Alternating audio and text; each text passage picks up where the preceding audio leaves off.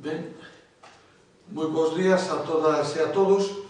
Comparece como é habitual os venres ás 12 a habitual roda de prensa. Anticipo xa que non comparecerei o luns que ven a roda de prensa tamén habitual da Xunta de Goberno, porque me atoparei facendo ese percorrido en AVE camiño de Ourense, pero intentarei falar de algúns temas que foron de actualidade e que son de actualidade ao longo desta semana e previsiblemente algún deles da próxima tamén. Empezábamos a semana prácticamente co acto de inicio das obras do biopolo e da súa presentación. Bueno, isto é un paso decisivo en algo no que levamos traballando moito tempo. Teño que lembrar que o Concello otorgou licencia o día 2 de agosto. Teño que lembrar tamén que ese mesmo día o Concello autorizou a cesión desa parcela por un período inicial de 25 anos prorrogable hasta un máximo de 75. De alguma maneira concluía aí unha tramitación administrativa relativamente complexa e innovadora. É a primeira vez que en Santiago se aprobaba a declaración de interés xeral sobre un proxecto, neste caso especificamente sobre un proxecto privado, pero é a primeira actuación declarada de interés xeral polo Concello de Santiago, aprobada por unanimidade polo Pleno. Xa no mes de maio o Concello de Santiago concedera autorización á sociedade promotora Sionlla Biotech para iniciar as obras de recheo en unha parcela municipal. No mesmo mes se aprobou inicialmente o estudio de detalle, que quedou aprobado definitivamente o 27 de xullo, o mesmo día que Sionlla Biotech meteu por registro a solicitude de licencia. Por lo tanto, o 27 de xullo se solicita a licencia, o día 2 de agosto, por lo tanto, 2 días hábiles despois se concede, seguindo un procedimento extraordinariamente rápido, e tamén en base á declaración do Pleno se aproba a cesión por ese período de 25 a 75 anos dos terreos para a instalación de Sionlla Biotech do seu centro. Bueno, nós queremos que é unha actuación primordial e estratégica para Santiago. A nosa aposta é seguir avanzando no perfil de cidade investigadora e no perfil industrial. O objetivo é transformar esa investigación en industria, en actividade económica, e en ese sentido pois estamos francamente satisfeitos do impulso que está recibindo. Esperemos que haya moitas empresas que se suben a esta iniciativa e esperemos que esta iniciativa sirva para que se creen e se asenten en Santiago moitas empresas vinculadas á investigación e ao ámbito biotecnolóxico. En segundo lugar, o luns non estarei aquí porque estarei no AVE, que chega a Ourense. Bueno, hai unha primeira cuestión que se suscita e é porque o AVE non chega a Santiago. Non chega a Santiago por dúas razóns. A primeira, porque os trenes Abril, que son os trenes que deben prestar servicio, ainda non están disponibles. Esos trenes previsiblemente estarán disponibles ao longo do ano 2022. Espero que no mes de xullo, que é a data que se facilita, pero tamén por outra razón, porque ainda que a vía Ourense-Santiago é unha vía de travesa polivalente, por lo tanto, concebida para adaptarse a ancho europeo ou a ancho ibérico, está adaptado a ancho ibérico, pero hai que facer un movimento para adaptar ao ancho europeo. Bueno, espero que é un tema que teñamos ocasión de plantexar, porque cabe que estos aves cheguen hasta Santiago facendo esa sinxela adaptación, porque a vía do tren está concebida, está construída para esa finalidade. Tamén espero que podamos concretar a reunión da Comisión de Seguimento de Intermodal para o mes de xaneiro, como é a nosa intención. Tamén hai outra noticia a que teño que facer referencia porque recibeu multitud de publicidade e me parece importante que as cousas se vayan clarificando e que a auga volva ás súas canles, que é o relacionado coa gasolineira de Plantia. Manifestei reiteradamente que este goberno municipal non comparte que esa ubicación sea unha ubicación idónea. Desde o noso punto de vista non o é. E, por lo tanto, non xulgamos nin adecuado nin imprescindible que en ese espacio comercial se instalen dous surtidores de gasolina, de gasoil e outro de gasolina, aínda que é un espacio que dos seus 500 metros utilizables, 400 se van a destinar a comercial e 105 a área onde estarán os dous surtidores. Por tanto, vai ser un espacio comercial, tal como prevé o plan parcial de Brandia, pero que conterá dous surtidores. Xa dixemos no seu día que nos víamos na obligación de dar esa licencia por imperativo legal en cumprimento do previsto no artigo 43 da Lei de Hidrocarburos de 2013.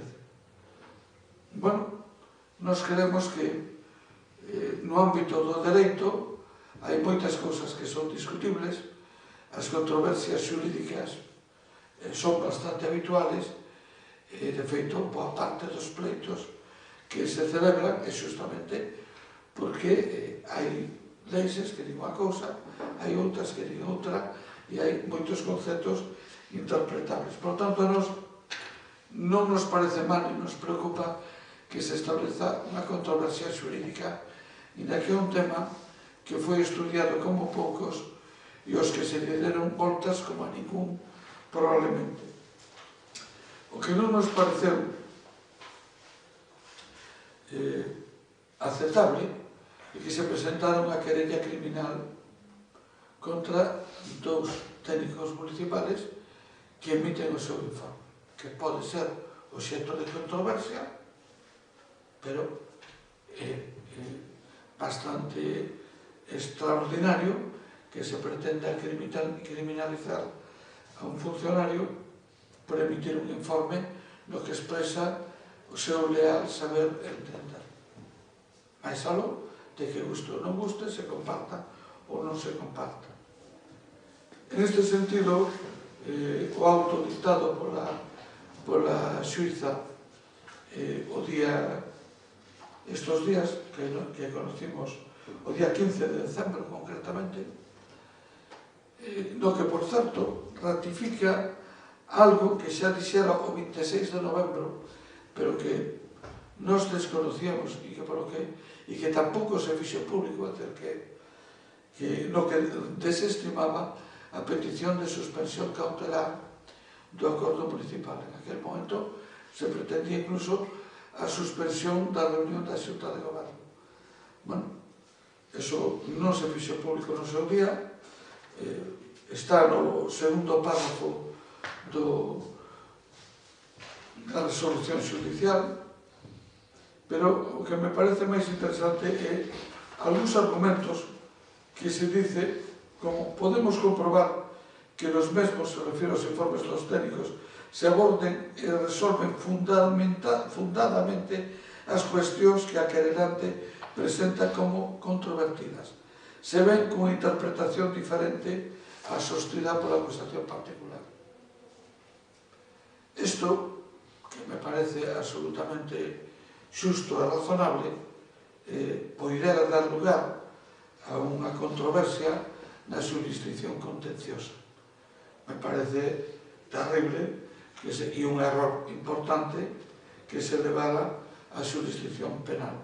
En todo caso, como isto é simplemente unha solución cautelar, esperaremos a resolución definitiva, pero quero reiterar a plena confianza nos técnicos municipales que emitiron os seus informes, máis aló de que non me guste o seu contido, e non me gusta, pero é o seu leal saber e entender, pero o que non me gusta realmente non é o contido do informe, o que non me gusta é o contido do artigo 43 da Lei de Hidrocarburos, como non me gusta o contido da Lei do Solo de Galicia de 2016 que permite os vertedeiros en solo rústico. Non me gusta, pero teño e debemos aplicar a lei e debemos cumplir a lei. Nós estamos sometidos ao imperio da lei e sería terrible que cando non nos gusta ou non compartimos unha lei non a cumplamos. Estamos obrigados a respetar, a cumplir, e no noso caso a facer cumplir a lei, independentemente de que a compartamos ou non, e independentemente de que estemos de acordo ou non. Cito o exemplo da Lei do Solo de Galicia, porque eu formei parte da ponencia desa lei, votei en contra desa lei, presentei múltiples enmiendas que non me foron admitidas a esa lei, pero hoxe, como alcalde e como ciudadano, teño que cumplir e facer cumplir unha lei. Por moito que non me guste, por moito que votar en contra, por moito que presentar enmendas que non me foron admitidas. No caso da Lei de Hidrocarburos, non comparto a redacción e non podo estar de acordo coa redacción do artigo 43 na forma en que está redactada e nas consecuencias que se derivan dese artigo 43. Pero unha lei básica do Estado, por lo tanto, de obrigado cumprimento para as administracións locales e incluso para as administracións autonómicas. Por lo tanto, é o que temos. En fin, reitero a confianza en esos traballadores municipales e estou seguro de que a xustiza nos pondrá a cada un no sitio que corresponda e clarificará as cousas. Por último, teño que falar desgraciadamente de outro tema que é o COVID. A día de onte, pola noite, tiñamos 335 casos activos en Santiago. É un 70% máis que os 192 que tiñamos no mes anterior. Por lo tanto, en 7 días, de 9 a 16, pasamos de 192 casos activos a 335. Algo máis do 70% máis, concretamente un 74% máis. É certo que a situación hospitalaria non é alarmante, hai 19 camas ocupadas esta mañá e 2 na UCI. Por lo tanto, podemos entender que de momento a situación sanitaria está contida. Evidentemente, isto é froito do nivel de vacinación que temos en Santiago, que este fin de semana acadará perto dun 90% en total cando completen a súa vacinación os nenos de 9 a 11 anos. Pero isto tamén nos indica que debemos manter as medidas de vigilancia. Neste sentido, leva toda a semana a Policía Local pasando por establecimentos hosteleiros advertindo e apercibindo do cumprimento da normativa en materia de control de pasaporte COVID, en materia de distancia de mesas, etc. De momento, esas advertencias están sendo de tipo, digamos, pedagóxico. Pero, en moito pouco tempo, deixarán de ser pedagóxicas, simplemente terán que ser sancionadas. Por lo tanto, a Policía Local leva desde o Luz facendo visitas a establecimentos, vai a continuar este fin de semana, pero con carácter prácticamente inmediato. Se vai a pasar da fase exclusivamente pedagóxica a unha fase de denuncias. Isto é obligado porque non é aceptable que na situación na que estamos vivindo nos descuidemos obviemos o cumprimento da normativa en materia de seguridade. Non sei se hai alguna pregunta. En relación co COVID, preguntarle unha valoración polos dous gromos que tiveron lugar nunha cena de Nadal. Non sei se compría esperar unha actitude exemplarizante por parte dos 2000. Exemplarizante non sei, pero sensata sí. E é evidente que non foi. É dicir, nos tempos que corren, facer unha cena de 120 personas, a mí me parece que non é axeitado. Que encima os 120 sean médicos, me parece un disparate, sin máis. Hai cousas que pasan que son moi difíciles de entender. O dato que se daba é que xa hai 18 positivos, supoño que se irán agromando máis positivos nos próximos días, porque así, desde que se celebra a cena, hai un período de incubación e me parece unha grave irresponsabilidade por parte das persoas que acudiron a esa cena. E tamén me parece que calquer outro tipo de persoas que queremos acudir a cenas de empresa ou do que sea, o que debemos facer é buscar unha maneira de cumprir todas as normativas de seguridade. Distancia entre mesas, en mesas acotadas, control do pasaporte COVID. Sabemos que as probas que se están facendo só son válidas se dan positivo, se dan negativo. Non teñen validez, porque o virus non dá positivo hasta que non alcanzou un nivel suficiente. Por lo tanto, hai 5, 6, 7, 8 días durante os que unha persona pode estar infectada e non dá positivo. Por lo tanto, se dá positivo é que sí, pero se non dá positivo non significa que non. Significa que 8 días antes era que non, pero non garante o que teña pasado nos últimos 8 días. Pode estar infectada desde 5 días antes e sigue dando negativo, porque hasta que non se produce unha acumulación de virus suficiente non dá ese positivo. Por lo tanto, non podemos fiarnos de todos esos elementos que poden dar unha falsa sensación de seguridade. O importante é que nos vacinemos todos, porque o que sí está claro é que con carácter xeral as persoas vacinadas, ainda que sean susceptibles de infectarse, a gravedade da infección, a gravedade do dano recibido é moi inferior. No Concello non haberá cena de empresa, entonces? Non, xa anunciei o pasado día que acordamos suspender a cena de Navidad e que acordamos suspender a recepción de Navidad que estaba prevista para este día 22 ás 8 da tarde. Teníamos previsto a recepción 22 ás 8 ou ás 7:30 e a continuación facer a cena corporativa. As dúas quedaron suspendidas, se tratou na Xunta de Voceiros a semana pasada. O lamentamos enormemente porque o segundo ano que pasa o mismo, pero entendemos que a saúde é prioritaria e ademais entendemos que o exemplo non sería bom. Sobre os datos de vacunación infantil, fantásticos, non? O 93% acudido, pois, me parece fantástico. Eu espero que seamos 100%. Como volvo a reiterar, sigo sin entender o razonamento dos 4.000 compostelanos que siguen sin vacunarse. Hai aproximadamente uns 700 ou 800 que están aproveitando estas convocatorias que non o fixeran nas convocatorias anteriores e que agora foron a vacinarse por primeira vez.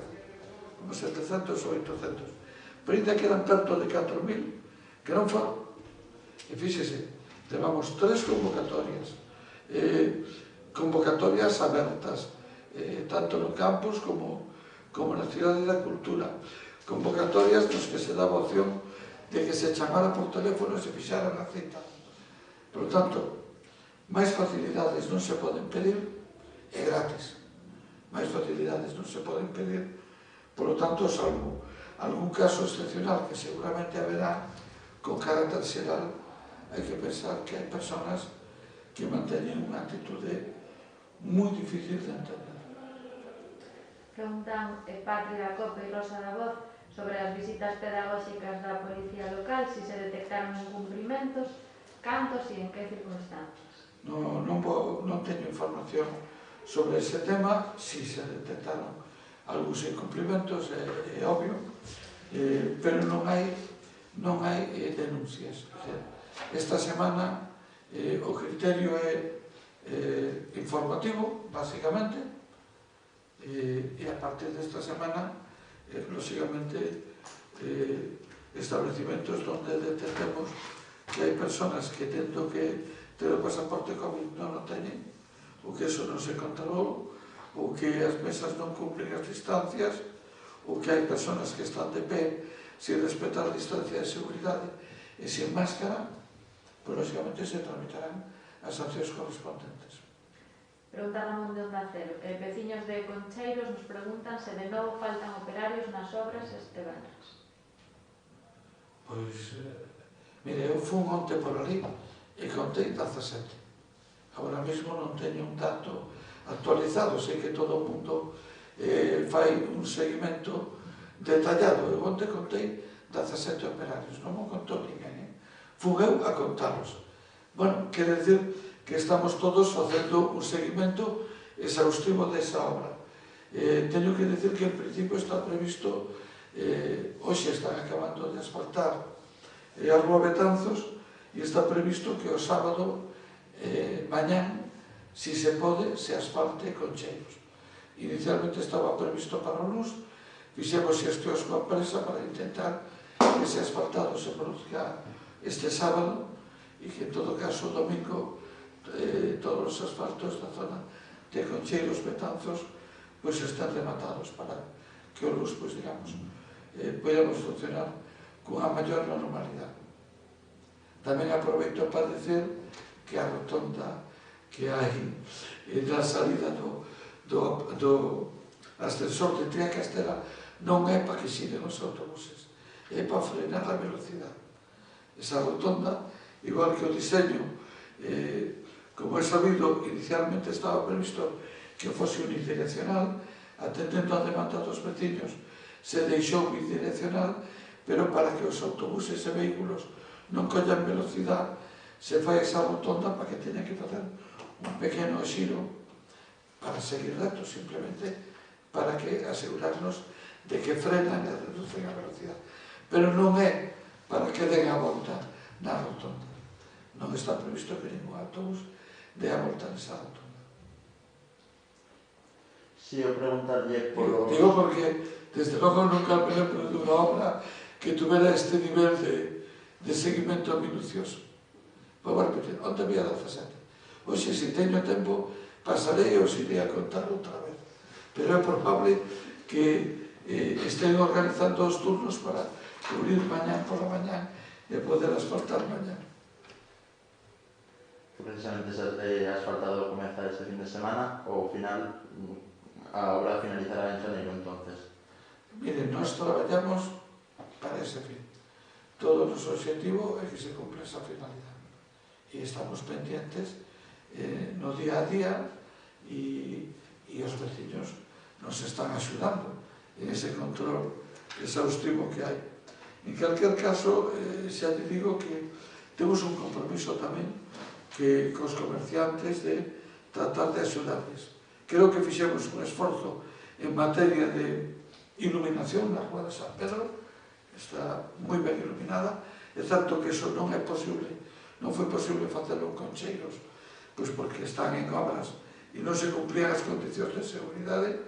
Estaremos pendientes que para o ano que ven este moi ben iluminado Concheiros, coa obra xa rematada.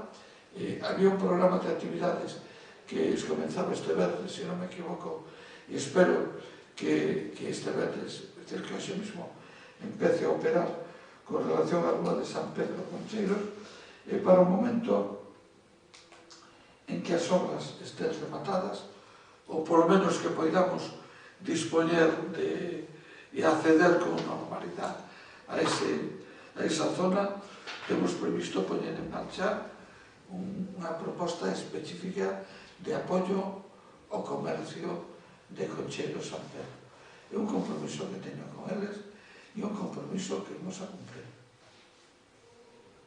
Pero non me parece que se terán as condicións en este mes de Nadal para facerlo.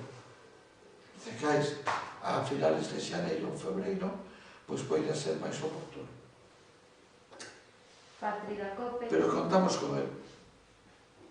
Pregunta, fixaras o 23 de decembro como data para decidir se había motivo para abrir expediente ou non por retraso nas obras. Mantense? Non hai ningún cambio que o saiba. Non hai ningún cambio, con todo o plazo que teñen é o 23 de xaneiro, o 22 de xaneiro para o remate das obras. Eu non me acordo con tanto detalle desto que está dicindo Patri, pero non hai ningún cambio. Algo máis? Si, eu preguntarlle polo tema dos orzamentos. Esta semana tivo os primeiros, bueno, o segundo contacto cos grupos de oposición, entre bastante confusión, pois un pouco cale... Bueno, eu creo que todos os grupos de oposición teñen unha documentación prácticamente completa dos orzamentos. Teñen un relatorio do capítulo de investimentos completo e teñen... Foi así algo que se nos pideu. Nos estábamos á espera de que eles nos fixeran propostas, bueno, parece ser que eso non todo o mundo estaba de acordo, por tanto, nos entregamos a nosa proposta, teñen os grupos, estamos esperando que recibir un pouco as ideas e aportacións que eles nos realicen. En todo caso, nos seguimos co programa que tiñamos previsto. Imos a manter este proceso aberto, por suposto, nestas Navidades e, por suposto, a principios de xaneiro, e máis ou menos en xaneiro, en función de como vexamos as cousas, tomaremos unha decisión. Eu non concibo ni contemplo que remate o mes de xaneiro sin que os orzamentos vayan a pleno. Como vayan, pois iso en boa medida dependerá tamén do que os outros grupos queiran. En todo caso, hai visos de que hai vontade de pactar? Non sei, o iremos vendo. Eu hasta ahora o que vin que había máis, e sobre todo por parte do grupo, máis interese en confrontar e en instrumentalizar, que é unha percepción que teño, pero espero que os feitos desmintan completamente esa percepción inicial e, por lo tanto, podamos levar uns orzamentos que, na medida do posible, sean compartidos por outras formacións políticas. En todo caso, creo que sempre fun claro en que non contemplamos que non haya orzamentos. Xa o dixen o ano pasado. O ano pasado foi quen titulou Bugallo a maga. Bueno, despois do que pasou o ano pasado, espero que ninguén volva a utilizar o término amago. Amagar quer dizer que un di que vai e logo non vai. Dixen que iba, e este ano o digo mesmo. Nós queremos un acordo, pero un acordo que se ten que producir no mes de xaneiro.